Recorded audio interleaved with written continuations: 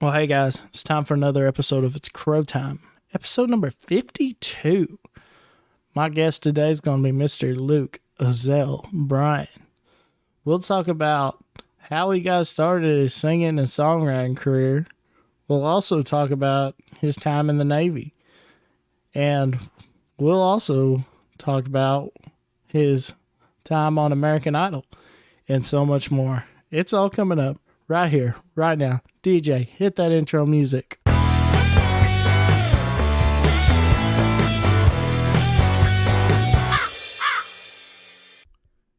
In June 15th through the 17th in Duncan, Oklahoma, it's time for the first ever Legacy Fest.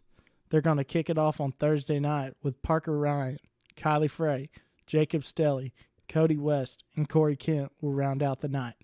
Friday, Matt Williams will kick off the show, which you can catch his episode on It's Crow Time. Then Holly Beth, then Them Dirty Roses, No Justice, and the iHeartRadio new alternative rock band Giovanni and the Hired Guns will round out Friday night.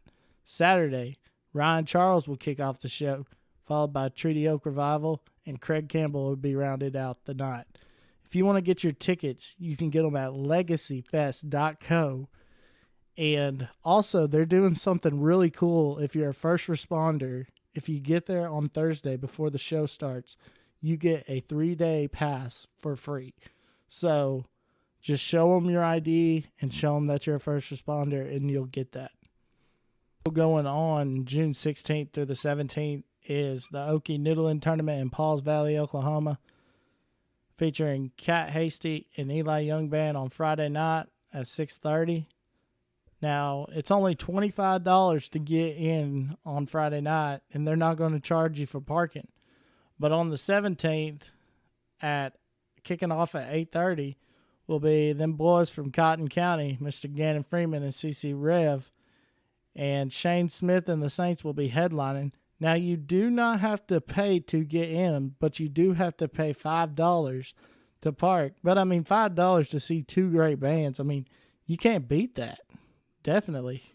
So, definitely get out there if you're not in the Duncan area. If you are in the Duncan area, definitely go to Legacy Fest. But if you're not, then go check out these two great shows in Pauls Valley.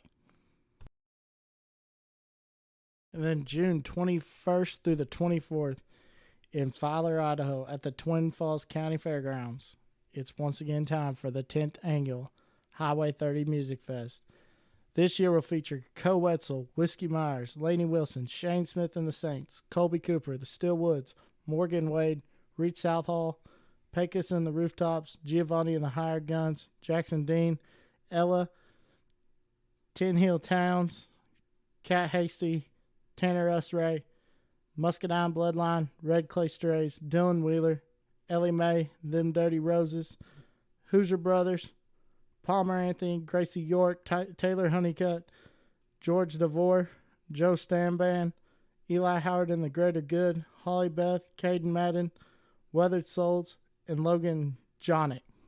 You can go to Highway 30 Music Fest for more information and get the full lineup. To get your tickets at hwy30musicfest.com. And now I think Gordy has something to share with us. Hey, y'all, this is Gordy from Highway 30 Music Fest, coming to you live from Texas Motor Speedway. We're going to hold a music fest October 19th through the 22nd. You're Gordy? You're Cody Jinks. Can I come to your festival? Absolutely. Would you like to come be the headliner? October 21st? Yes, Saturday night. I'm in. You're in? Hell yeah. You know what, y'all? We got Cody Jinks. We're going to announce him as our first headliner for October's show, and I am so excited. God bless. Take care. See y'all real soon. So that was from Gordy back in February when they announced this incredible festival. And Cody Jinks was announced as the first headliner. But now we have the full lineup of headliners. Not the full lineup, but we have all the headliners. So Thursday's going to be Dirk Bentley. Friday will be Oolaga's own Zach Bryan. Saturday will be Cody Jinks. And Sunday from Yellow Bush, Texas is going to be Mr. Co Wetzel.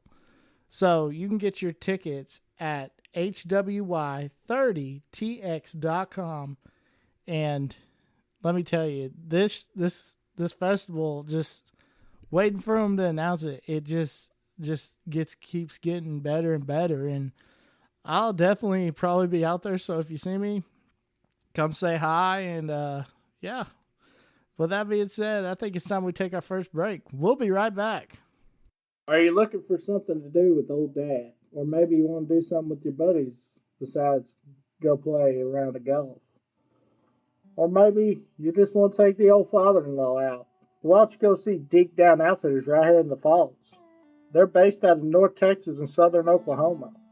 They run dove, duck, and geese. And also, they hunt the legendary sandhill crane. Which, let me tell you folks, if you have not heard about the sandhill crane, it is the ribeye in the sky. They also do fully equipped thermal hog hunts. So, if you want to go out there at night and shoot some big old hogs, definitely need to give these boys a call because they'll bring home the bacon for sure. They offer lodging, so you don't have to worry about getting a hotel or that expense. And it's really just a fun family environment. So why don't you go see my buddies at Deep Down Outfitters and tell them I sent you.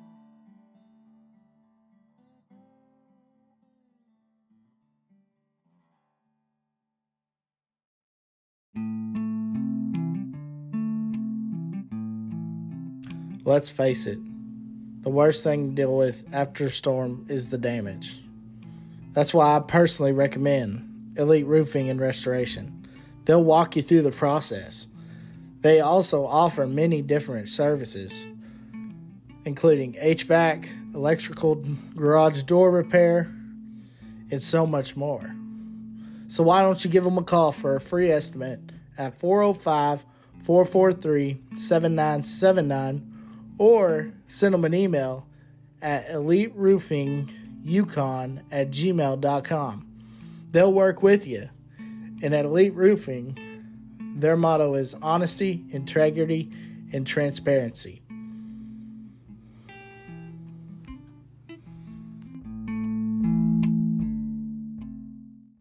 All right, now I want to welcome my special guest. You've probably seen him if you've watched American Idol, Mr. Luke Bryan. What's up, man? How you doing?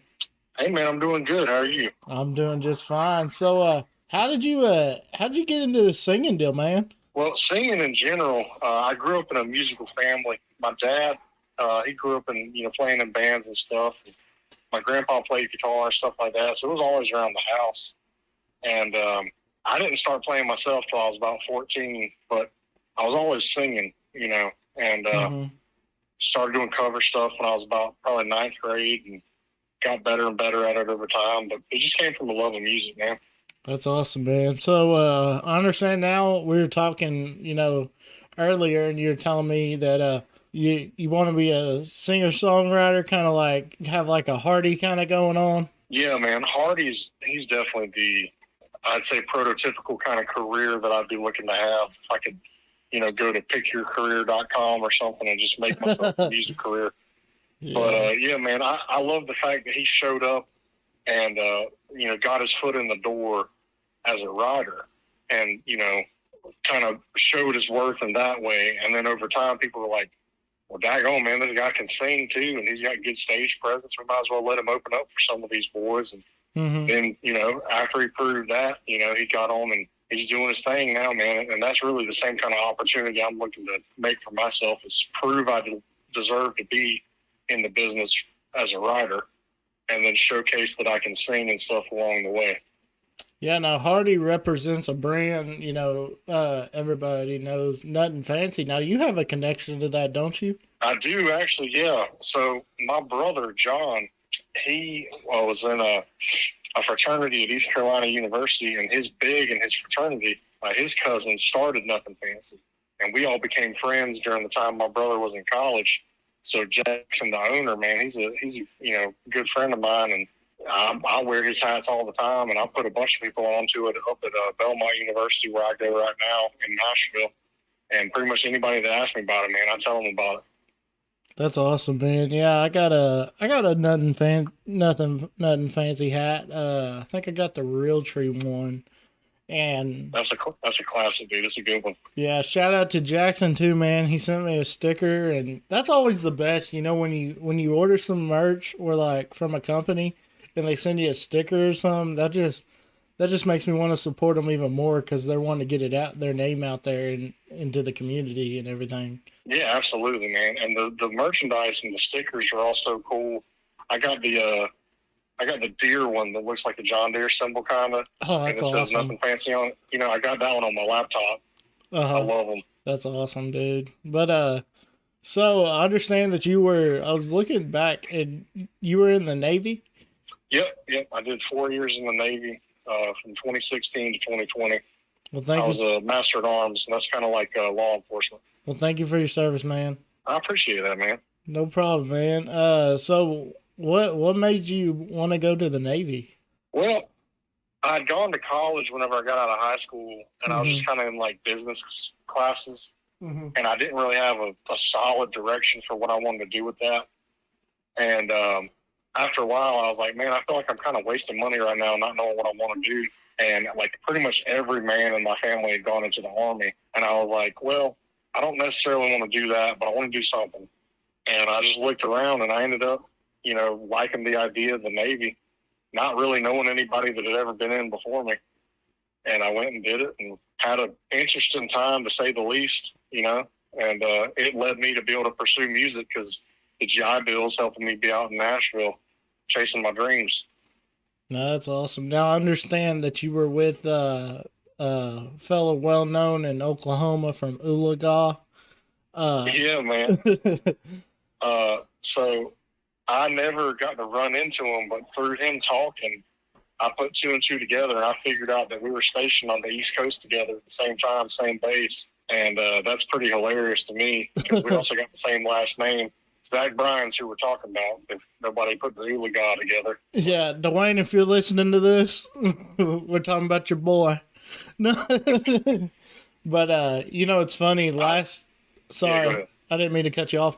Last week, I had Bryce Dykes he was from a singer-songwriter from Oklahoma, and he actually coached Zach in wrestling in high school and everything. That's hilarious. Yeah, so when you were telling me that, I was like, that's crazy. But yeah, small world. Well, you know, like I told you earlier, I've been for years just telling people we're cousins. I don't know if we are or not, but I got kinfolk out there in Oklahoma and Texas, and we've got the same last name, Bryan. So until somebody proves me wrong, we're cousins. Dude, so you say that I'm actually related, but it's by marriage. I'm related to some Bryans out in Oklahoma. You're related to who? You know? I'm related to some Bryans out in Oklahoma. That's wild. My long lost cousin in North Carolina. Honestly, man, small world. Dude, for real. So I got out that way, not Oklahoma per se, but I was out in San Antonio for about 5 months whenever I was in the Navy. And that's the furthest out west I've ever lived, but I loved it. Yeah, I know I had your mouth watering the other day when I sent you that snap, and I had some Daggone, man. Brahms burgers, man. I about caught a flight to Oklahoma yesterday. Go get a bag of burgers. You know, man, that's one of the best deals. Yeah, do like one of them one of them TikToks where somebody's like, go try the international menu, and they like jump in their car and then they take a plane over there. Yeah. Yeah. Oh man. So we're going to talk about the elephant in the room. So how did you get hooked up, and what made you want to audition for American Idol? Man, I can tell you exactly what happened, and it is peculiar to say the least. So I'm assuming most people that are listening to this, unless they're my family or friends, don't probably know too much about me. I'm going to school in Nashville for songwriting. Mm-hmm. And, I went from being in the Navy to being a college student again. And having summer breaks and stuff, and that's something I haven't experienced in like half a decade. And so one of my buddies named Luke Stevens, he was looking to come see the East Coast. He's actually from Guthrie, Oklahoma. Oh yeah. And he came and spent the summer with me last summer. Mm-hmm. And we were hanging out, and we've been, you know, going out on the boat and stuff and doing some fishing. And we'd come home at night, and we were watching Men in Black, and we watched all three of them. And midway between the second Men in Black and the third Men in Black, I got a message on Instagram from somebody saying they were from American Idol, asking me if I wanted to be on the show. Wow. And I at first I thought it was fake, you know. And then we looked up the girl on LinkedIn, and it said American Idol on her LinkedIn. We were like, well, daggone. All right. And so I said, yeah, here's my number. We can set up a phone call tomorrow to talk about what it is, you know, whatever. Now, were you drinking some beverages at this time of some sort? What now? I said, were you drinking some beverages of some sort at this time also? Absolutely. It was the day that ended in Y, and it was in the summertime. So, yeah. You know, I had to double check the next day that those messages were legitimate. But she called me the next evening, and we talked on the phone, and she was like asking me my story a little bit. I told her about, you know, the connection I had with Luke Bryan. You know, obviously me and Luke have the same name, but honestly, here's the things that are interesting about it. So I'm a big guy. I'm 6'8", and I've been 6'8" since I was like 12 years old. Mm-hmm. And way back in like, golly, dude, it had to be like 2009 or 10, maybe 2010. That was still like the Wild West days of the internet. And Luke Bryan was in an interview, mm-hmm. and they were like, your Wikipedia says you're daggone 7 feet tall. And he goes, man, I'm tall, but I ain't 7 feet tall. And they looked it up, they pulled it up, and his Wikipedia page said he was 6'8". And they had pulled that number from my basketball stats. They just looked up Luke Bryan height and said 6'8". And he's a big dude. He's probably about 6'3", but he ain't 6'8". You know? Uh-huh. And he was like, I don't know why it says I'm 6'8", man. That's weird. And it was all my fault. And I just always thought that was hilarious, because that was when I was like 15, you know. But so I told the American Idol producer that, and she loved it. She ate it up. And then I told her about how I couldn't get into his bar because I thought my ID was fake. And she ate that up too, because that's true. I mean, that really happened. I was 27 when that happened. God. And you know, they ate that up, and then they asked me about, you know, playing and singing, and you know, she said she'd seen my stuff on Instagram and, you know, liked my voice and liked my playing. She was like, I think you'd be a good contestant on the show. And I was like, well, yeah, I mean, I'll give it a try. So I got to, she's the one, she pushed me through the preliminary auditions, and I got to where I was in the, there's like 7 or 8 rounds that you have to get through to mm-hmm. get to TV. And she pushed me straight ahead to where I only had 3 rounds to do. Wow. And that was a pretty cool honor, you know, and just, she found me, and I got through, and I did them over Zoom, the ones that weren't on TV. Mm-hmm. And I sang Either Way by Chris Stapleton. I sang You Don't Mess Around with Jim by Jim Croce. I sang an original song that I wrote with my brother called Under the Neon. And I sang Luke Bryan's, the first song he ever wrote that went #1 was called Good Directions, the Billy Currington cutter. Mm-hmm. And I sang that one. And they loved all of them, man. They loved my original one. I had to get my original one copyrighted because I was going to do it on the show. Oh, wow. And they made me go through all the copyright stuff and make sure it was legally okay for them to have me perform the song and stuff. So I had a bunch of paperwork to do on that. So before all of that, I mean, you know, I was like, dang on, this seems like a done deal, mm-hmm. you know. But yeah, there's a lot of preliminary stuff that happened before they flew me out to Vegas, because I was in the Vegas auditions, which was weird to me because I live in Nashville, and I was like, y'all, I can walk down the street to the Nashville auditions. That is kind of weird. That I go to Vegas. That is kind of weird how they do that. Like, thinking about that. I think they don't want you to be like comfortable. They want you to be like on the equal terms with everybody else. Like, kind of like everybody's got to stay at a hotel kind of thing. Well, now, wasn't it the runner-up? She came out of Vegas, didn't she? The Vegas auditions, or she's from Vegas? The Vegas auditions. I think she sang with Laura Daigle, didn't she? On Yeah. That's crazy, dude. Absolutely, man. It's wild. And I knew I got to be friends with so many of those people. Mm-hmm. Man, some of the people that got cut early blew my mind. I'm not gonna lie to you. I was such good friends with some of them because we spent 8 days out there together, man. Oh yeah. And just 24 hours a day. You know, you got you and them and an instrument, and that's all you got for 8 days. And you know, we made some good friendships out there. I still, you know, Snapchat some of them boys, and we message each other up all the time, and they'll like my TikToks and I'll like their TikToks, and you know, to this day, you know. Yeah, that's awesome, man. So did they like put you up at a hotel and everything? And dude, they put us up at this. It's called the Waldorf, and it's like a Michelin star restaurant inside the hotel. Oh my gosh, it's the nicest hotel, man. The hotel was incredible. There was a tub in my hotel room that had to be about 13 feet long. What? And it was like a clawfoot tub. It was incredible, man. Because I don't fit in tubs, dude. I'm a giant. Yeah. And I was in this tub. I was like, dude, there could be 4 of me in this tub. Oh man, that's funny. It's like I haven't taken a bath in a long time, but I'm gonna take one in this tub for sure. I'm not kidding, dude. I did every morning, every single morning. I started my day off with a bath. It was hilarious. I felt like a kid. That's awesome, man. That's crazy. So, is that when you like? Would you audition every day? No, you have to do so many.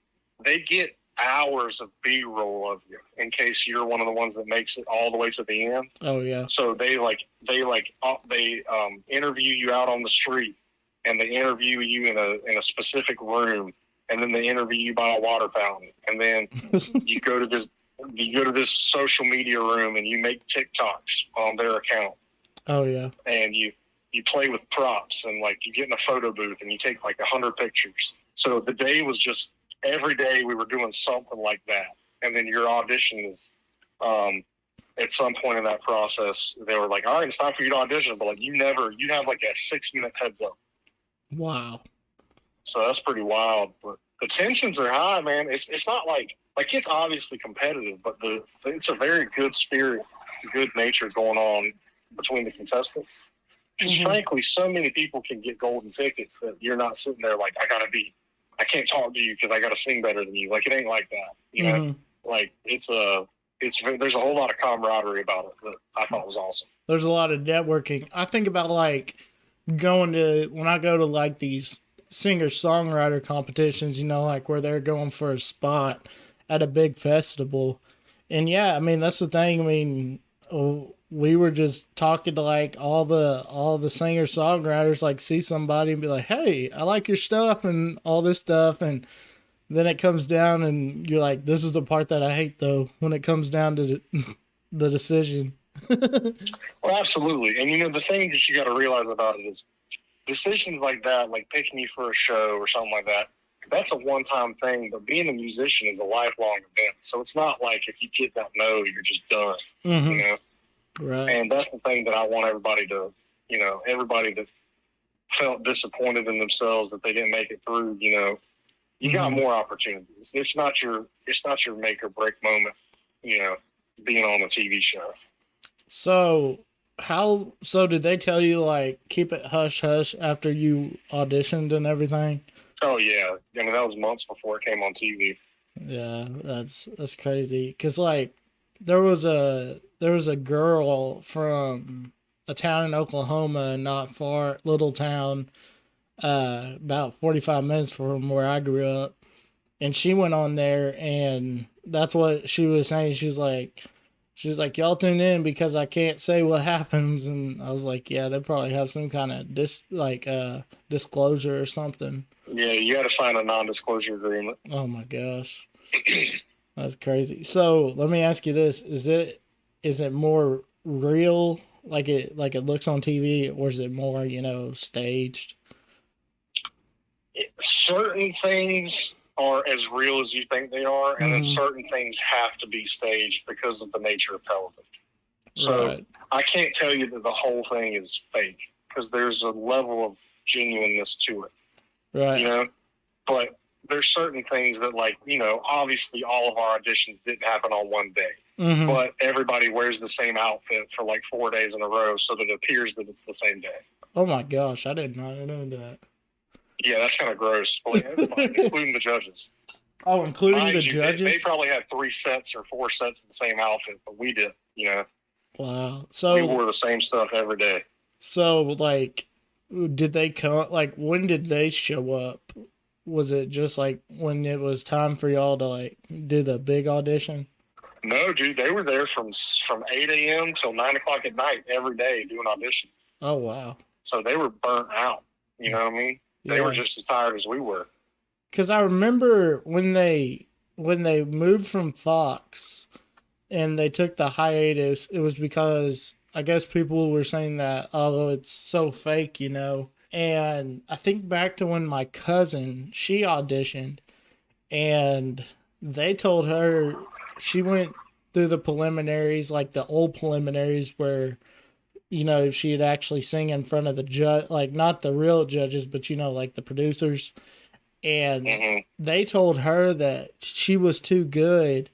And at the time, they were looking for people that were actually bad for the show, which I don't understand. But yeah, which is I can't speak to that. I don't.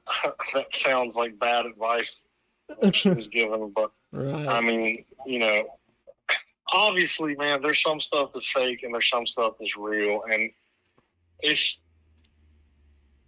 you don't want to ruin too much of the TV magic because it is such a popular thing. Right. And I don't believe it's my place to pull the curtain back on everything. But I also don't know absolutely everything. I know what my experience was, but you know, I didn't go on to Hawaii or Hollywood or any of that. I was in Vegas, you know, so I can tell you about that part. Yeah. But, and I wouldn't pretend to know something if I didn't know it, you know. Right. I caught a clip. I didn't listen to the whole thing, but I caught a clip on when you were on, was it After Idol podcast or something like that? Yeah. Yeah. And I was listening to you on there and I was like, wow. I mean, that's good that you share that because most people, you know, that are thinking about doing it or don't, or, you know, get cold feet and don't audition. It's good for them to know, you know, this is what you're getting into and everything. Yeah, and I'll tell you, you know, it takes more of a toll on you than you think it does, because it's like that spotlight when you're in that moment and you realize that everything you're about to do and say is going to be on national television. That's something that if you're not completely prepared for, you could freeze up, you know, and I don't wish that on anybody, and it didn't happen to me, but I saw people that I thought were very good when they were in the lobby, and then when they got behind the camera, they just absolutely clammed up, and they didn't even make it to where they were an airable TV segment, and they could have probably won. Right. You know, so it's just, you know, here's what I would, if I could give any advice to people. One, you know, understand that it is a TV show and it is not going to make you be the next Taylor Swift or the next, you know, Morgan Wallen or the next whatever you want to be. It's not going to make or break you in that sense. So you shouldn't like put all your eggs in the basket of like, this is my only hope. But at the same time, if you want to see yourself on TV and this is something that you've always wanted to do, audition for the show. The worst thing that can happen is that you get told no, you know? Right. It's not the end of the world. It's not going to make your career and it's not going to break your career. But it don't hurt to try if you want to, man. Like there ain't no shame in that. Or no, you know, anybody that wants to try out, I think they should, because it's something that nobody can take it away from me that I got to see myself on national television. Yeah, dude, you're famous now. Like that clip is just going to be on YouTube forever. Dude, I saw it on the Jimmy Kimmel show. I saw it on the Kelly Clarkson show. What? Yeah, man, I got them pinned on my Instagram somewhere. Where I was on the Jimmy Kimmel show. They Lionel and Katie were interviewed on Jimmy Kimmel, and they played the Luke Bryan meets Luke Bryan clip. And then awesome. Ryan Seacrest was on the Kelly Clarkson show like 4 weeks ago, and he played the Luke Bryan meets Luke Bryan clip because I'm the clip that everyone comes up to. And then Luke Bryan made a meme of me on Twitter. It's the Spider-Man pointing at Spider-Man thing. He put that on his own personal Twitter, and I screenshotted all that mess. That's on my Instagram. It's all hilarious. But, man, that's an opportunity, and nobody's ever going to be able to take that from me, dude. That's hilarious. And I got like 9,000 followers on TikTok off it. Yeah. Yeah. I mean, it was I would not turn that opportunity down. Offered it again. If you haven't yet, folks, go check it out on YouTube or go rewatch that episode on Hulu, wherever you can. Go see that clip because it is definitely worth watching. I mean, you got to bear hug Katy Perry, dude. That's awesome. Yeah. If you're curious to watch it, it's episode 1, and then the episode with me in Luke Bryan's bar is episode 19. And man, getting to shake hands with Lionel Richie and Luke, and getting to bear hug Katy Perry. I mean, that's so cool. And then getting to sing for him. Me and Luke sang together. And he played the piano awesome. And I played guitar, and we sang his own song, man. That was a priceless memory. Yeah, that's a once in a lifetime, man. And you'll definitely be telling your kids and your grandkids and Absolutely, man. That's crazy, man. So you said you were a basketball player. Yeah. Where'd you go to school at?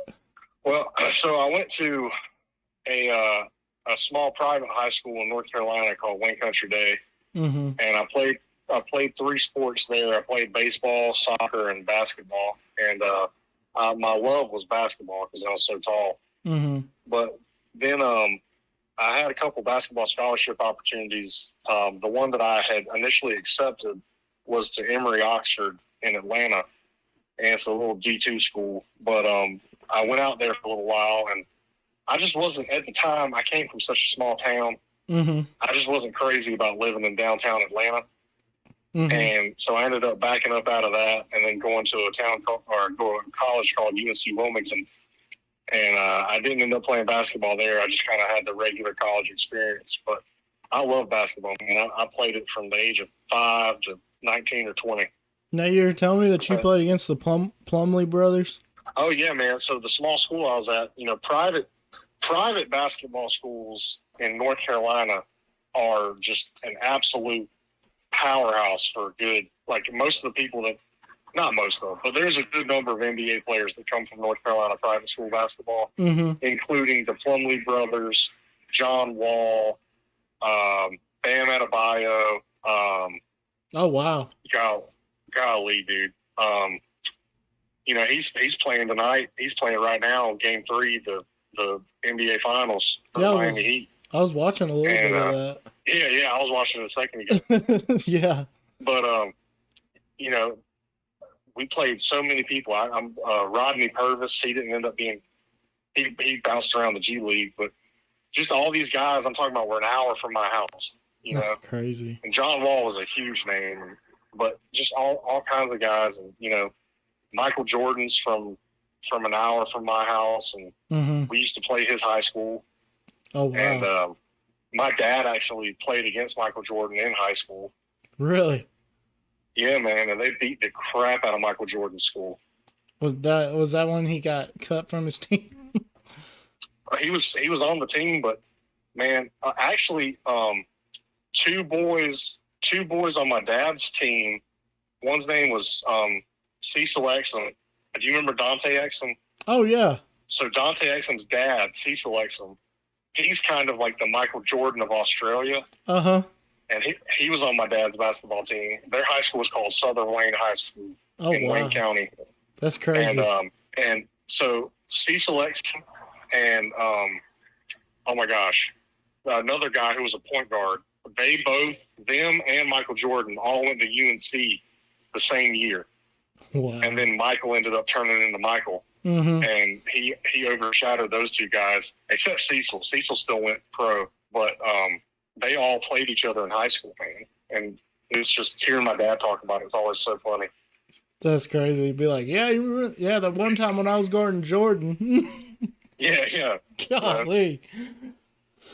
Oh man, that's just cool stories like that, man. And that's what I mean. Like North Carolina is just a powerhouse for basketball. Yeah, definitely. And I love it to this day, man. Me and my buddies, we'll go catch high school games whenever I'm home for like the summers or something. You know, like the AAU stuff. Yeah. We'll go catch AAU games to this day, man, because you never know who you're going to watch, because there's just guys coming up all the time that are just absolute freaks of nature. Yeah, I played a little. I did my little extent of AAU, but I didn't do anything with it. I almost got in a fight on the court because this dude tried to dunk on me, and I pulled his jersey. And then, dude, I'll tell you, I'm sorry, go ahead. Oh, you're good.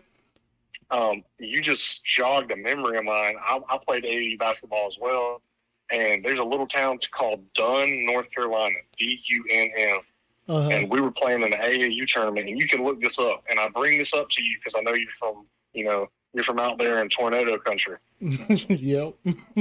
Well, I'm not, right? Tornadoes are very rare on the East Coast. We get hurricanes. We don't get tornadoes. Right. And we're playing in an AAU game, and it's a tied ball game. I'm 16 years old. I got my license like a week ago in this story. So I've just got my license playing AAU. And I got the 4 boys that came with me rode in my car to this AAU tournament. And we're tied ball game, and I'm shooting free throws. And a tornado hits the gym and rips the roof off the gym we're in. And everybody sprinted into the guys' locker room. And I didn't know what it was because I didn't ever fathom that a tornado was possible. So I just saw the roof get pulled off the gym. And I was like, great, the rapture happened during the middle of my basketball.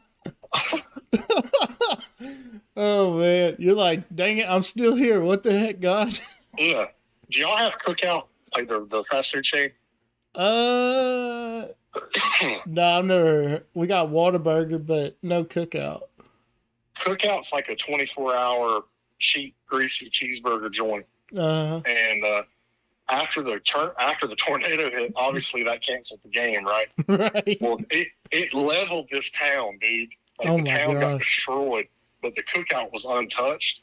And so these 4 boys with me were like, "Hey man, go through Cookout and see if they'll give us some burgers." And I was like, guys, the town is destroyed. And they were like, just see if they're open, dude. And so I pulled through the drive-through, and I'm like, "Hey, are y'all open?"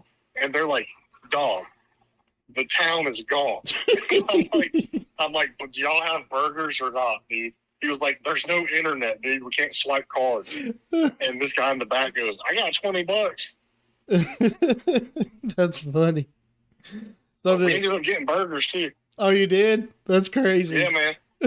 We had like an hour and a half to get home, you know, and they were like, "I know the town's gone, but I'm still hungry, dog." Yeah, definitely, man. Yeah. You know what I'm saying? So, where'd you go eat when you came out to? You came out to Guthrie, right, with your buddy? Yeah, man. We went to I'm not sure if this is in Guthrie or not, but we went to this place called, and you're gonna have to help me. It's like Eichlands or Eichlers. Eichens? Yeah. Eichlands. Dude, for y'all listening, this place, you walk in and they just put newspapers down, and that's your plate to eat on. And if you look at that and you love to eat, you know you're about to have a good time.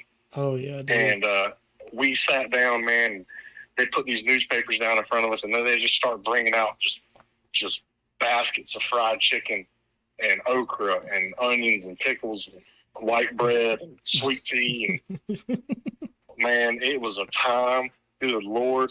And then on top of that, man, I just was blown away by everything. But I don't know where the majority of your listeners are, but I've been to Oklahoma twice, and I loved it both times. One of the reasons I loved it is because at y'all's Mexican restaurants, they give out tortillas and butter for free and queso with the chips and salsa. Yes, sir. And that is something I've only experienced in Oklahoma.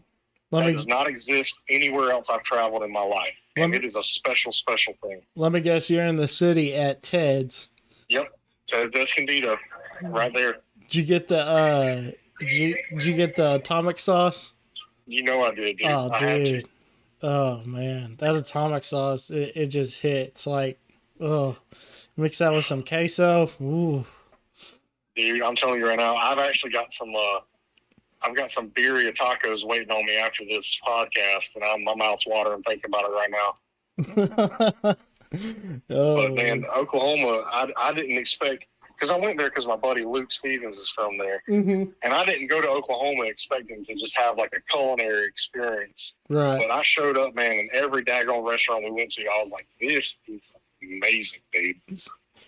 Well, that's glad. I'm glad that you say that. Hearing it from like somebody that's not from there, because you know, here in Texas, dude, it's weird. Even I was talking with my wife when we go to a Mexican restaurant, you have to order queso, and I'm like, this is different because there was one place called El Chico's Cafe, Mexican Cafe, and they had one in Lawton, which was close to where I grew up, and the one in Lawton didn't give you queso, but the one here in Wichita Falls did, which was weird. That is weird. Yeah, the only way you could get queso, and I remember this because when I was a kid, ordering off the kids menu, if you got a corn dog, they brought queso with it. I don't get it, but they did. You know what? That doesn't sound like a bad deal to me as a kid. Oh, dude. Queso and corn dogs, I'd have torn that up. Dude, there's just one place in Lawton called Los Tres Amigos, and it's been there. It used to be, when they first opened up, it was Los Dos Amigos. But then, They gained a buddy. they gained a buddy. But then they went to Los Tres, and dude, when I was a kid, I didn't eat like Mexican food, you know. I'd go there. I was the guy that would order chicken strips, you know, at a Mexican restaurant. But Right. dude, something is about when you put them fries in the queso. Oh, dude. Oh my gosh. Dude. Oh. I know. And then top it all off at Ted's and, you know, Los Tres and places in Oklahoma. They give you free sopapillas. Yeah. Like, and if you are listening to this and you have not experienced a sopapilla with some honey, you're missing out. Good Lord. Oh, but yeah, definitely. You got me hungry now, dude. Good Lord. But so crazy story about Ishins. So I had just heard about it and never been there. Well, I took driver's ed, and it was the baseball coach that did it, and we were sitting there, and it was me and my cousin got matched up together to drive, and he told the driver's ed teacher, he's like, hey, why don't we go to Ishins and go eat some chicken, and that way we get our 4 hours in and everything. And he's like, you know what? We could do that. So we went up to Ishins, and it's in a little town called Okarche, which all you Oklahoma people listening to this, you know where that's at. There's only about maybe 500 people in the town, but they're like a big basketball school. And yeah, you walk in, setting the scene. You walk in, it's the oldest bar in Oklahoma. There's a big old bar just in the middle of the restaurant, and then there's these tables.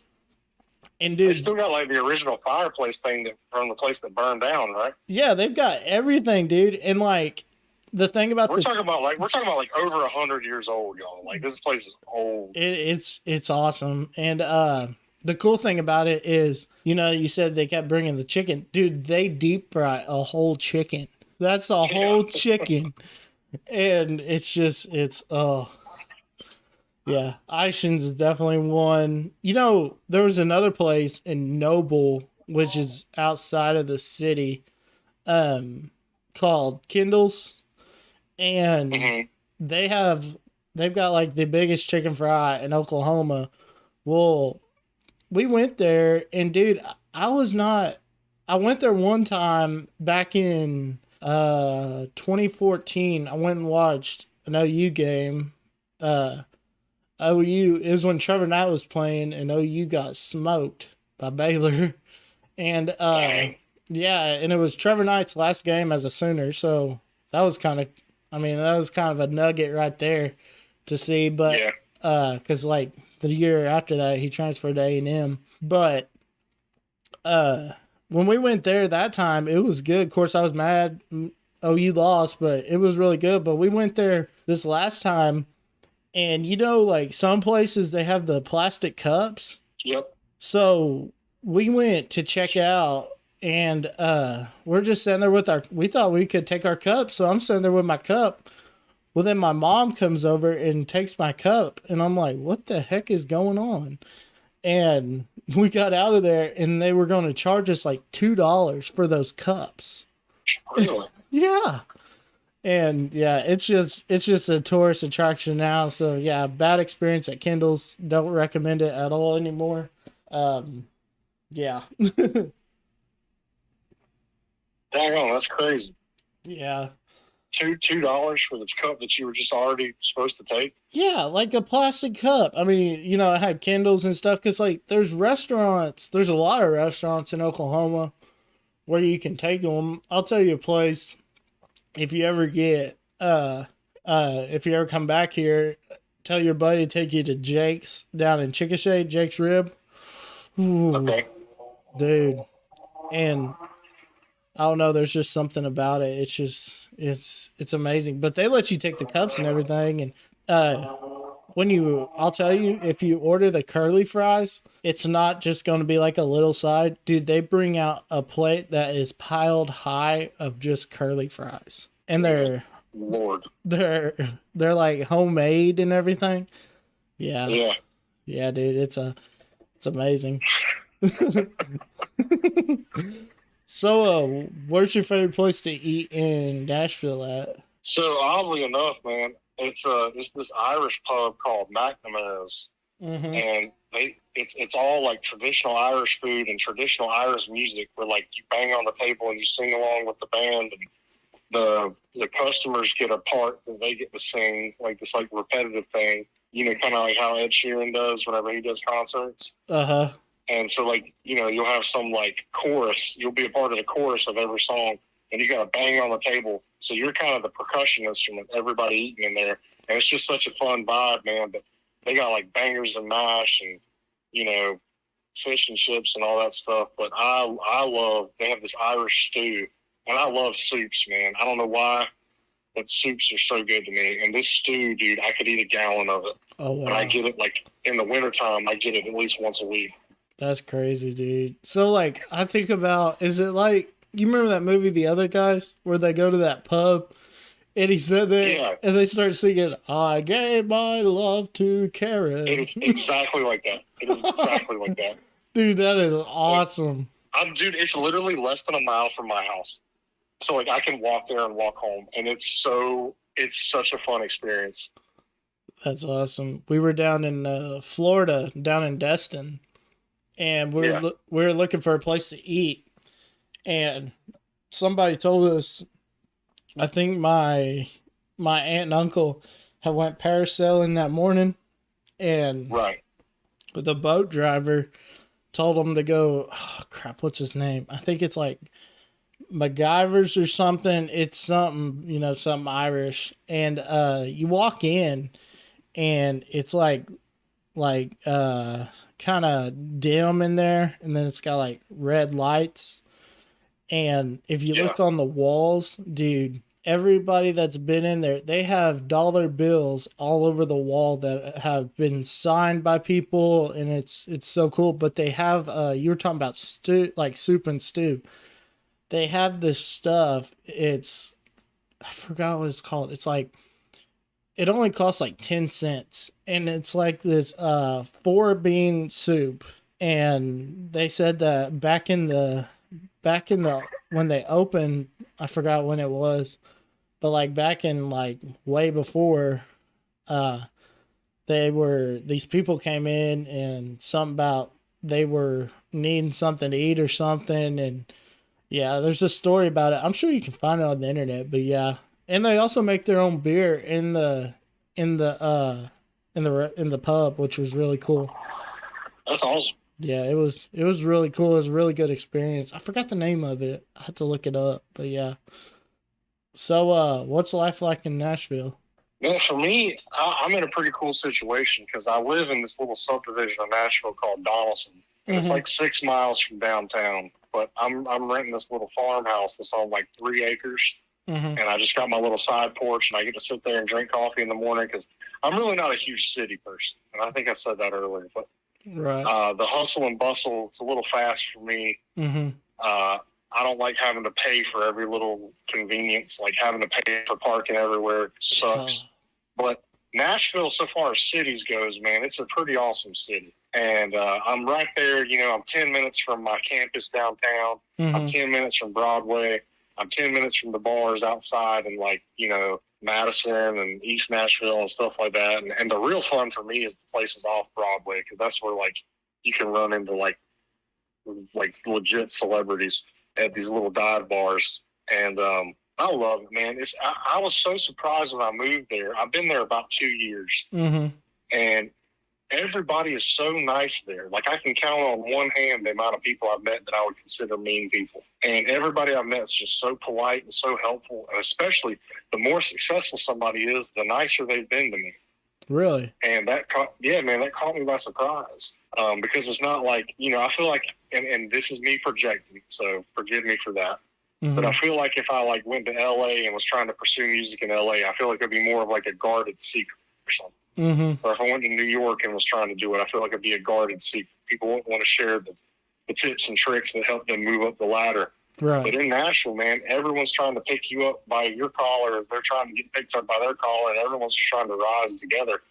And you can feel it. Everybody, it's just a good attitude, man. I got people that are above my pay grade, career-wise, that will just hang out with me and text me and be like, "Hey, man, how you been?" And I'm just like, "God, I can't believe this person's texting me right now." But, you pay that kind of stuff forward, mm-hmm. and then you end up making all these genuine friends and getting to have opportunities to write with people. And it's just the kind of thing that I could have never dreamed would have been as positive as it was. But it's just such a fun city to be in. And you got, we got a soccer team, mm-hmm. we got the Titans, we got the Predators. I mean, there's a lot of stuff going on. I wish they'd go ahead and transfer the Memphis Grizzlies over to Nashville. Yeah, that'd be pretty cool. Because Memphis is like 3.5 hours away, and that's a little far for just a basketball game. But daggone, dude, we could hold it. We could have the Nashville somethings, The Nashville Sound. Well, you got the Nashville Sounds too. Yeah. I don't care if they keep the name, dude. The Grizzlies is a cool mascot. Just make them the Nashville Grizzlies, dude. Yeah. Memphis has had their time. Yeah, definitely. They moved from they've been in Memphis long enough from Vancouver. It's time to move them to Nashville. That's what I mean. It didn't work in Vancouver. It didn't work in Memphis. Give Music City a try. But I don't know about the old Ja Morant situation though. Man, I'll tell you what, he's the only person I've ever seen that is trying to fight his way onto the streets. Yeah. It's crazy, dude. You figure you get, and I don't have no room to speak. I don't know the man personally. Mm-hmm. But golly, dude, if you gave me $200 million to play basketball, I believe I'd probably keep my profile low and play basketball. Yeah. Well, coming from a small school like Murray State too, I mean. Yeah. But you know what though, man? I'm gonna pray for him, and I wish him the best, because I know that he's got to be kicking himself harder than anybody else is right now. Oh yeah. I'd hate to be in that situation. Plus every little thing you do is scrutinized when you're that level of famous. Mm-hmm. And I'm not excusing anything or I'm not defending or attacking. I'm just saying, right. The situation that he's found himself in, I hope it works out in the best for him, because I really believe that he's one of the most talented point guards I've seen in decades. Oh, absolutely, and dude. It would be such a shame to see that squandered. The night of the draft, I told people, and I made a post on Facebook, and I said, Ja Morant is going to have a better career than Zion Williamson. Well, I mean, at the time, before now, my post was accurate, but yeah, I mean, and then people are like going back, and I think I saw something where somebody went back and looked on his Instagram when he was a kid, and he was holding a gun and acting like a gangster and stuff, and I was like, God, they're just like bashing this dude. And I mean, don't get me wrong. I mean, yeah, he definitely does. I mean, I agree. I'm not trying to defend him or nothing, but yeah, look at Gilbert Arenas. I mean, yeah, I mean, it'll get you in trouble, dude. That's the thing about it. And I'll put it this way, man. I'm no angel myself, and I'm not talking about specifically like breaking laws or anything, but I mean, I would hate for somebody to have an interest in going back and digging up every little thing I've done or said. Right. Like I can't imagine that level of scrutiny. Well, was it it was the NFL? Every dude, I mean, every dude, every guy, when you're 11 to 15, we're all dumb. You know what I mean? Right. Like we've all imagine if there was just a highlight reel of your worst mistakes that was ever made. You'd be so embarrassed by it as a man. Oh, absolutely.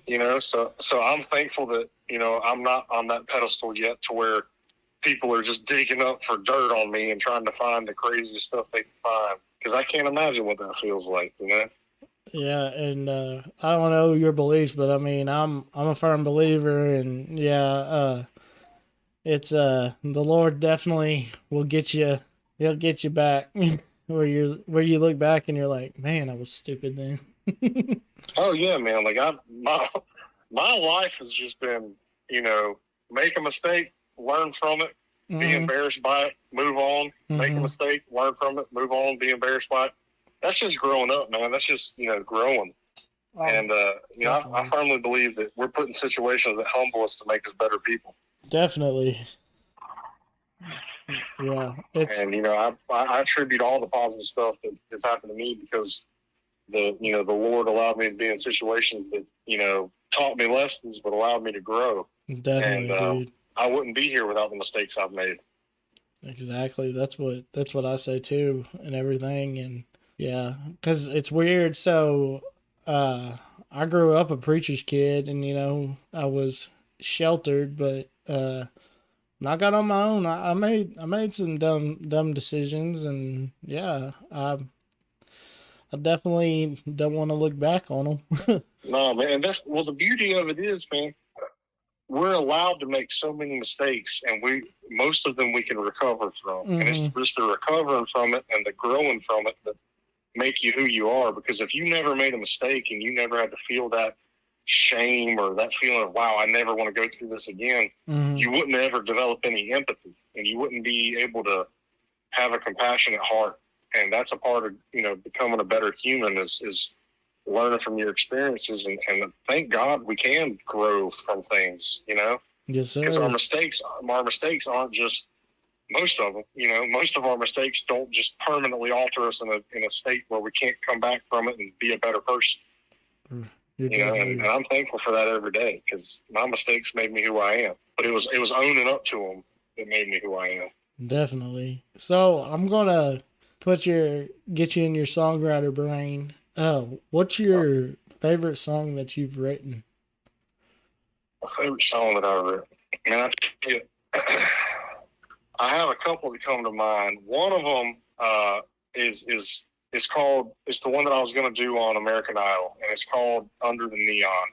And the reason that's one of my favorites is because I think it's super catchy. I love it, and I wrote it with my brother.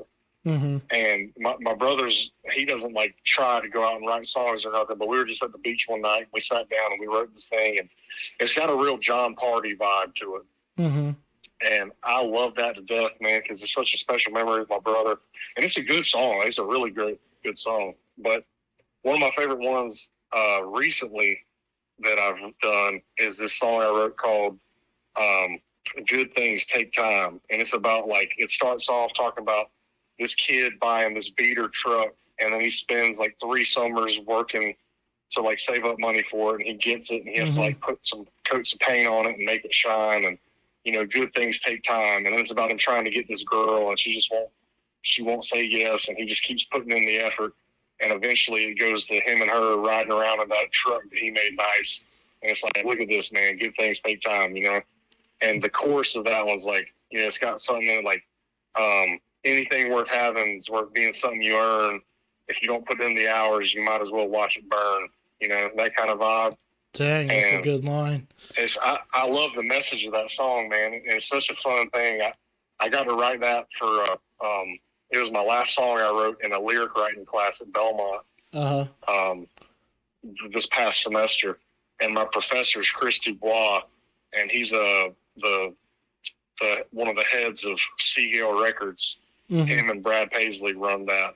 Oh wow. And he's my daggone professor. That's crazy. And he told me, man, he's not a guy that just throws out compliments every day, because he wants you to grow and he wants you to get better. Mm-hmm. And he high-fived me the last day of class, and he was like, that's how you daggone write a song, man. That is a well put together, good country song. He's like, that's so hearing that praise from him is why that's my new favorite. He's like, that's something Brad would have wrote. That's what I mean, dude. It's so cool hearing that from him, because he's in the daggone Hall of Fame, man. Chris Dubois, it don't get better than him as a songwriter. Yeah, that's awesome, man. That's crazy, dude. Yeah. That's definitely pretty wild. Oh man. So so let me ask you this. So what's the line in a song, any song, that you wish you could say, yeah, I wrote that. Yeah, that's mine. Oh man. Pretty much anything that Ernest or Hardy have written. They have this flow to their country songs that sounds like a rapper wrote it. The way that they have, like, they use like these internal rhymes. I'm trying to think, like, pretty much, I think you heard Truck Bed by Hardy. Yeah. Dude, I wish I wrote that whole song. That thing is a absolute banger. Probably the part where he's like, I'm supposed to be at work at 9. This bird's about to catch this 45. The bird chirping in his ear all night in the yard. Uh-huh. I think that's such a funny line, dude. It's like, if you can sneak in some humor into your songs and still keep it like a pretty serious song, I think that's a talent. And man, Hardy gets away with it so much. And he's just him and Ernest, dude. Golly, Ernest. The songs that I like. I think Hill I Could Die On. If you've heard that song, or it's called Hill, maybe. Mm-hmm. But like, he's talking about, he just bought this house on a hill, and he really did. Because I keep up with him. Him and I met each other in Myrtle Beach. That's and awesome. Now we text on Instagram. And he really did just buy this house on a hill in outer Nashville. And the song is, that's a hill I could die on. Like, you know, the old saying, like, don't die on that hill. Mm-hmm. And the way he turned that phrase around, man, just taking stuff that's in everybody's, like, it's into the back of everybody's mind, is these sayings we've all heard before, and then turning that into your own song. It takes such a talent, and I just appreciate it so much, dude. But pretty much anything that either of them have ever had their hands on. Like Flower Shops, love Flower Shops. Yeah, I'm definitely looking forward to Kel Wetzel's new album, because he actually went and wrote with Hardy. I mean, not Hardy, Ernest. Yeah, dude. Good Lord. I'm so excited for it. Yeah, dude. Yeah, and I hear that you're a big old Kel Wetzel fan.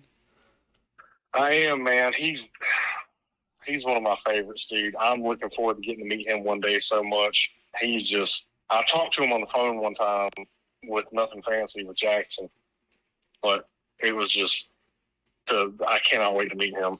Yeah, it's crazy, you know, when I hear people say, "Oh, he's a douche," you know, he's sold out, and all this crap. No, he's not. He's still the same old boy that he was when he started from Yellow Bush, Texas. I mean, just personally, like, the interactions that I've personally had with him, dude, he's just as real as they come, dude. Well, dude, you know what? I hear this whole argument about selling out. Mm-hmm. And everybody says, "Oh, I'd never do that." You want to look me in the eyes and tell me that if you were promised a, like, essentially lifelong career and a paycheck that was never going to stop coming, you wouldn't do that if you came from nothing? Right. Don't get on your high horse and tell me you wouldn't, because I know every single person in the world would sell out to some degree to put themselves in a super comfy situation. Oh, definitely. But I look at it I look at it this way, like, you know, yeah, if you do, you know, don't forget where you come from. Don't think like, what's the old saying? Your poop don't stink, you know? Oh, yeah. Well, see, the thing is, when I say sell out, I don't mean forget where you came from. Right. When I say sell out, I mean you sell out so that you can bring your hometown boys up with you. Right. Yeah, You know, I definitely agree with points that. to bring your circle up with. Yeah, you were talking about Hardy and his writing.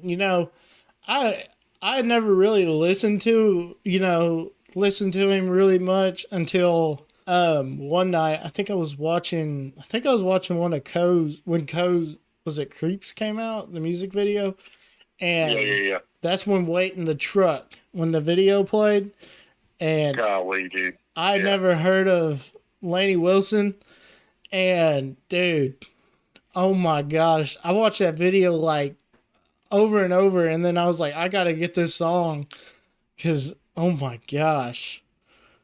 Man, I sang a cover of that with my friend Lexi Sitters Uh-huh. at a gig a couple months back, and it just the look on people's faces in the crowd, they were like, "Did y'all write that?" Because it was pretty new at the time, and I was like, "Nah." They're like, "God, that's good." I was like, "I know." It's such a good song.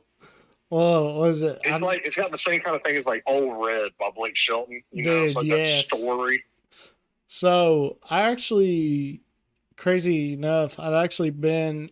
They have, when him and old Miranda split up, when she took the Pink Pistol out of Oklahoma and he put in Old Red, and you walk in there and yeah, I mean they don't have it playing like constantly, but you see like the actual songwriters behind it and everything. It's really cool just to see it broken down. But yeah, it's God, dude. Yeah, dude. Such a good song. Well, that's what interests me as a writer, man, is like the stories behind it, Definitely. Because some of the stuff is made up, but some of the stuff, like I always heard this, behind every myth is a bit of truth. Mm-hmm. And I take that into account with my writing. Like, I don't write stuff that, I don't necessarily put exact names in my songs or anything, but, I don't write nothing that there's not a little bit of truth to. Right. And here's the thing that's crazy now. Like, everybody forever was like saying, Nashville, pop country scene. Dude, there is so many like, let's see, Parker McCollum, Cody Johnson, now Coe's known worldwide, but like, several of them, dude, just like that are. Dude, even like Turnpike. Yeah, Turnpike, dude. Oh my gosh, yes. Turnpike's got a cult following. It's crazy, and it's crazy. They were big then, but dude, when they took that hiatus, it was like they just went to a whole nother level. Well, they became legends, dude. And I know some people listen. I hope everybody listening knows who Turnpike Troubadours are. But there's a lot of people that still don't. Mm-hmm. But for the fans that have been fans of them for a long time, I mean, they got like an Elvis type following to their fandom, dude. Dude, I think about also Whiskey Myers. Nobody knew. Oh my gosh, Whiskey Myers plays. They're like the tightest playing band I've ever seen live. Dude, I know. It's awesome. Like I saw them in Chickasha. They played at this little place, and dude, oh my gosh, it was awesome. Yeah, but I think, I mean, I'm glad I was a fan of. I'll say this. I watched Yellowstone. Yeah, I watched it for the story and everything, but I really watched it to see what songs were going to be put on there. Oh, dude, me too, man. I mean, Taylor brought all these people that we knew, but not everybody knew in the whole country. I mean, he made some of their careers, dude. Dude, well, I mean, like Zach Bryan, my buddy Tanner Uzzell. But I mean, the first one, the crazy thing, I was watching it, and I'd seen somebody had a clip of it on their Facebook. They had recorded of when Whiskey Myers was playing on the show, and then it came on there, and I was like blown away. I was like, oh my gosh. I was like, dude, yeah, it's crazy, dude. And yeah, honestly, man, that's like, you want to talk about like career goals, getting a song on something like Yellowstone or 1883 or 1923, man. Oh my gosh. Good Lord. Yeah. And then, when they started talking about the 4/6s, the crazy thing was my wife, she had a teacher friend, and her brother-in-law, when they first go to the 4-6s, he's one of the ones that are sitting there playing guitar, and he's on there. And then I think Del Brisby was on there, and like all these people, and I'm like, it's crazy seeing all these people on TV. Honestly, dude, it's crazy. But yeah, it's definitely Yellowstone is a big. I mean, because I don't know when the last time I heard like Sturgill Simpson on a TV show. You know. I know, and people like him deserve it so much, dude. And then like Shane Smith and them guys, like I had seen them a couple times here, and then just to see them on the show, dude, it was breathtaking. And then hearing All I See Is You, all these songs that you listen to, and you know every word to them, and then you see them on TV, it blows you away, and you're almost like, wait, was that really playing? And then you go back and you're like, oh yeah. It's magical, dude. And the thing about it, man, he's helping out so many people, because your average TV show runs about 15 to 18 songs per episode. Oh, definitely. And I think a lot of people don't notice that because it's playing in the background. Mm-hmm. But even if your song plays in the background, dude, you're getting a check of like a minimum. One, you get the royalties from the play of everybody that watches it, but you're getting minimum like 12 to 15 grand for just having a snippet of your song on the show. Oh, definitely. And that's just an initial payment.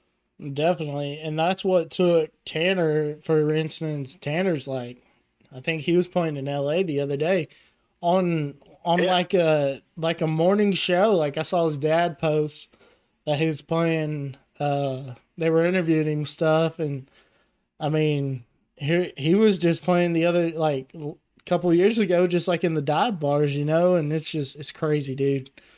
It definitely is, man. Another one, Reed Southall. I mean, like, yeah, man, the Reed Southall band's good, dude. So crazy story. So my brother played an acoustic show at this private party.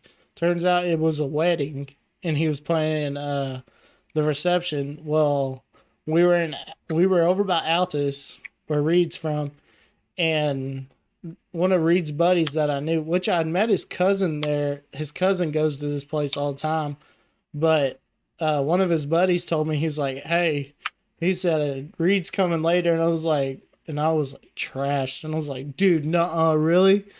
Well, then that dude showed up, and dude, we hung out, and he got on stage, and I even got a video of me singing Feathered Indians with him. I'm hammered, but I was on there. That's hilarious. Yeah, it was pretty funny. And then I was like, I told him, it was when he stopped wearing, you know, like when he stopped wearing hats on stage. And I was like, dude, can I touch your hair? And I was like, it feels like ramen noodles or something. But yeah, he gave us like a whole bunch of keychains, and he was like, dude, just go put these on the bar and tell him that everybody can have one, and all this merch and crap. And I was like, dude, this is awesome. That's awesome, man. Yeah, and it's crazy. But yeah, you were talking about like hearing the stories behind that, and that's why I got into this, dude. Because like, since I've gotten into this line of, I guess, this project, it's really got me so passionate about singer-songwriters, dude. And it's just like, there's so many singer-songwriters out there that people do not know, and they need to know because they're good. There's a guy in South Carolina named Jarrett Forrester, and dude, he's pretty salty. And the thing is, all you guys from over there want to come play down here in Texas, which I'm like, really? And they're like, yeah, because we want to, because that's like where the scene is kind of for singer songwriters, really. Kind of. Oh, dude, it is. It really is. Yeah, but yeah. Well, there's also this, you know, like there's like a mysticism to like the red dirts and. Oh, dude, it's not. It's weird. It's weird how the scene is, because I say this all the time, and I need to start quoting it, getting it quoted, you know, put it somewhere. It's not really, it's a scene and everything, but and it's not a community. It's a family, dude. It really is. That's what I've heard, man. I've yet to play out there, but it's on my list big time, man. I want to do it so bad. You're definitely gonna have to let me know when you're coming through. I will, man. I guarantee you, I love Luke Stevens, his family, and out in Guthrie. And when I'm around that way again, I'm gonna shoot you a text and let you know I'll be around. But I'm gonna find some stuff to do because he plays out all the time. He actually got to open for Turnpike one time. Oh yeah. Yeah, it was like a firefighter benefit or something in Oklahoma City. Oh yeah, that's crazy. Yeah, like the other day, like last night, my wife was telling me that her aunt and uncle, she said, guess where they're going? And they were going to like this little town.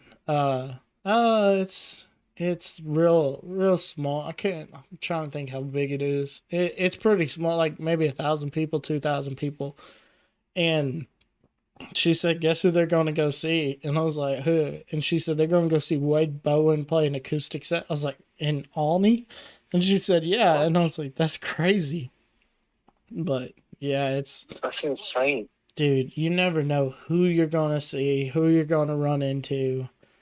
And it's, especially when you're in Fort Worth or like, definitely in Fort Worth on the Strip. I can only imagine. Yeah, I ran into another guy in Stillwater. He's out in Nashville. His name's Wyatt Flores. And he was a down to earth dude. And I saw a clip the other day. He was playing just like, he set his guitar case and he was just playing in New York or something in NYC of all places. And this guy comes up to him. And he's like, dude, he said, I tried to get here so quick. He said, because I saw where you were here and playing. And he was like, you know who I am and everything. And it was crazy, but yeah, definitely. That's wild, dude. Yeah, definitely, man. So, old Luke, where can people find you on those social medias? Well, you can find me on Instagram at luke.uzzell.bryan, and that's Uzzell. You can find me on TikTok at luke.uzzell.bryan, and on Facebook, good luck, because it's just Luke Bryan, so you have to sift through all the other Luke Bryan fan pages to find that. But Instagram and TikTok's the best place to get a hold of me if you want to send a message or anything like that. But I'd appreciate anybody who wants to, take a look at some of the songs. And I don't have any of my stuff on Spotify yet because I'm working on getting them all professionally demoed and stuff before I put anything out. But this year's going to have, several things come out on that. But you can see stuff I'm working on Instagram and TikTok for now. Yeah, I think when I went back and because I was showing some friends that clip of you on American Idol, and I think I saw some videos that you did on there also on YouTube. Yeah, yep. Yeah, I was like, I do have a YouTube channel. I forgot I have a YouTube channel. You can, I have a YouTube channel that's also Luke Uzzell Bryan. Yeah. So there's some stuff up there. There's some behind the scenes American Idol stuff up there, I think. Yeah. But yeah, my TikTok is my most used platform, but then it's Instagram and YouTube, and that'll grow as I'm getting more into it. I've only been writing songs for like a year and a half at this point, man. So it's a new journey, but I'm loving it. Oh, really? Yeah, man. That's crazy. I just lived my life, and now I got a bunch of stories to write about. That's crazy, man. Does your woman like them? Yeah, absolutely. She's very supportive, and she gives me a lot of good content to write about with, the hikes we go on and the journeys we go on. I'm going on a road trip to like 8 states up north next week with her. Oh, wow. She's coming back from France. She's been in France for a month, and I'm picking her up in Massachusetts, and we're going to New Hampshire and Maine and Vermont. And I think we're going to see the what do you call it, Niagara Falls. Oh, yeah. Stuff. And we're just going to road trip all the way back to Nashville, man. Dude, that's awesome.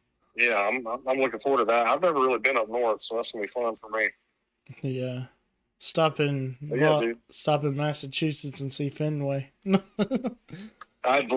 actually, I don't know if I'll be able to actually get there, but I'm definitely going to get into Boston look around at some stuff because I've never even been to anywhere like that. But, dude, I really appreciate you having me on the podcast. This is a good conversation. Dude, yeah, it's been fun, man. And, you know, when we talked earlier, I was like, I could tell this was going to be fun. Oh, absolutely, man. I could tell we were going to vibe well. We did, man. We touched on a lot of subjects and got people at least maybe a little hungry. Yeah, got some new listeners, maybe, if anyone's listening. Exactly. Exactly, man. So are you working on that Nothing Fancy endorsement yet? Yeah, I'm talking to Jackson about whatever he needs done, man. I'm willing to work with him on it. But until then, I'm just rocking the Nothing Fancy hats when I play out places and Nothing Fancy sweatshirts when it's cold enough for it. And just kind of doing my thing, dude. Yeah, isn't there a guy, the guy that made Old South, is he from North Carolina or South Carolina? I can't remember. Off the top of my head, I don't know if I can give you an answer on that. I'm not sure. I can't remember. I remember that, like, he started that just out of the blue, and I can't remember if he's from North Carolina or South Carolina. But yeah. Right. Yeah, I want to go to, you're talking about Wilmington. My wife, she's been dying for me to take her out there she was a big One Tree Hill fan, so she wants to see all that. Oh yeah, man, it's gorgeous out there. Yeah, she wants to see all that. And I told her, I said, okay, if we get to do that, I said, I'm a big NASCAR fan, so I was like, we get to go to the Hall of Fame in Charlotte. You got to, man. You got to see the Hall of Fame at least once. Have you been out there yet? Oh yeah. Is it pretty sweet? It's awesome, dude. Dude, yes. You're talking about Atlanta. My father-in-law is in the college football Hall of Fame out there. Really? Yeah, he played back in the 90s for Nebraska. Yeah, back when That's awesome, man. Yeah. And then crazy thing was when he got drafted, he was actually roommates with Peyton Manning in rookie camp. Really?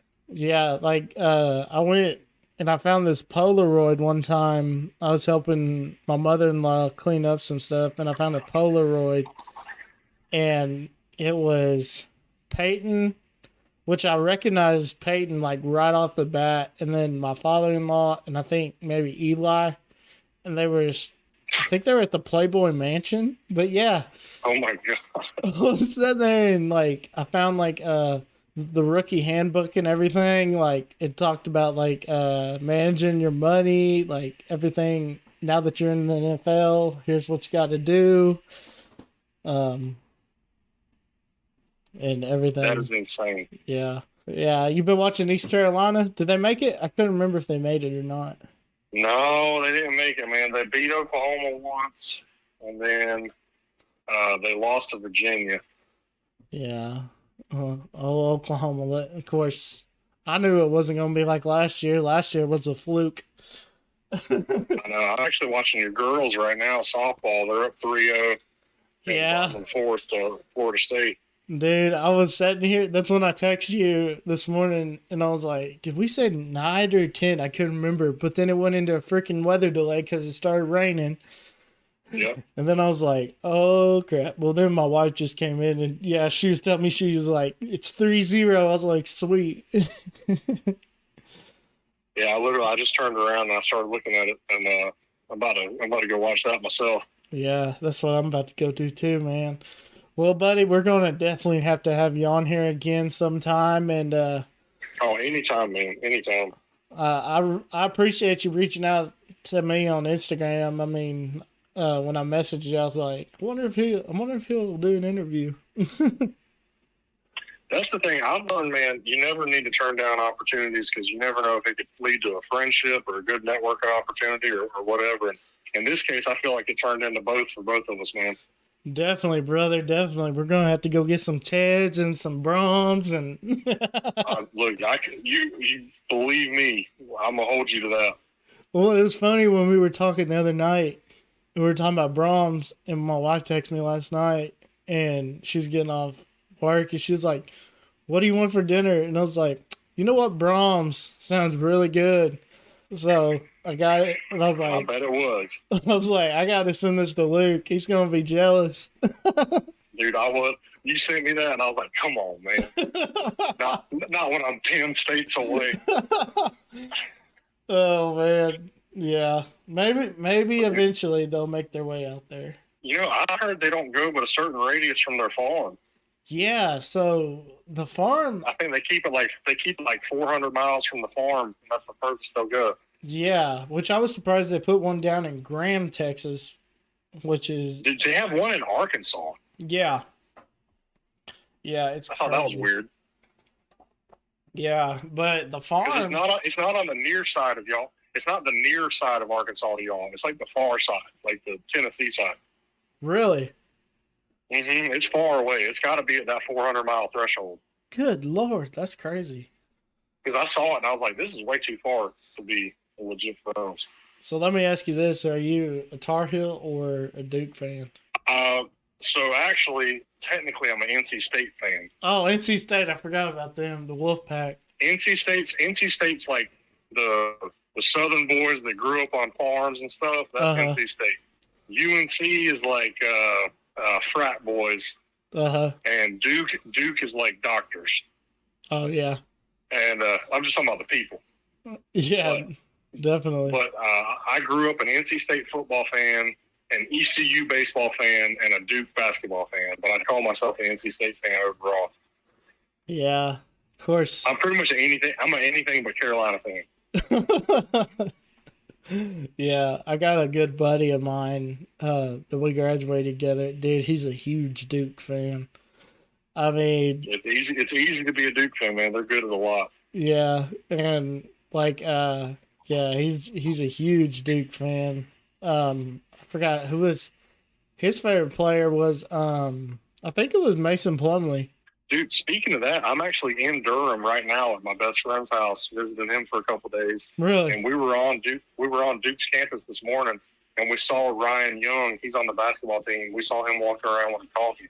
Well, O'Shire's coaching them, isn't he? Yeah. That's crazy. Oh man, it is, dude. Yeah, I forgot this. Well, man, I forgot. I was just about to say, I appreciate this is such an awesome opportunity, man. But I'm gonna have to head off here in a second. All right, buddy. We'll catch you on the flip side, man. Heck yeah, dude, man. I had a blast. All right, take care, buddy. All right, man. Good talking to you. Good talking to you.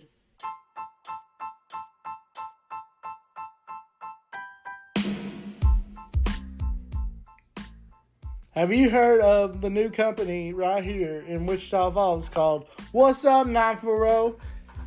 They'll show you the latest deals and steals and the hottest events right here in the falls. Just go follow them on all social medias at What's Up 940. You're on here and you're trying to find that perfect sandblaster. You don't know who to call. Why don't you call my buddy Reed Latham with Reed's Abrasive Blasting? They'll come out to where you are. Yes, that's right. You don't have to go anywhere.